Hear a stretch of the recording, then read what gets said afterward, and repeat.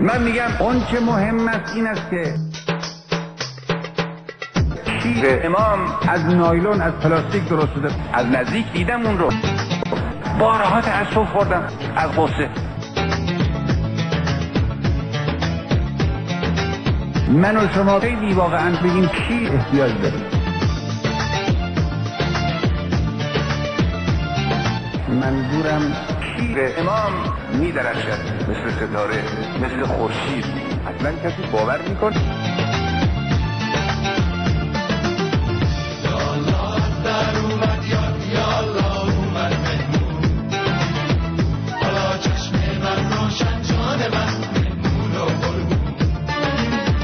من نمیدانم آیا جوانهای نسل انقلابی تاریخچه این شیر امام رو درست خوندن یا نه. من همه دغدغه‌م اینه که این جوان انقلابی امروز نداند که شیر امام از نایلون از پلاستیک درست. هر فرد مسلمان باید این شیر امام را بر بالای قله حیات ببیند و به سمت او حرکت کند. احساس تنهایی نکنید. شما یک شیر گرانبهایی رو در مشت گرفتید.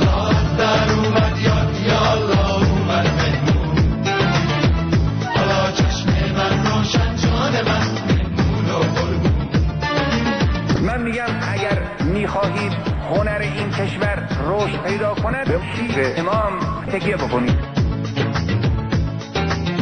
بیشتر از این شیر استفاده خواهیم کرد به کوری چشم دشمن.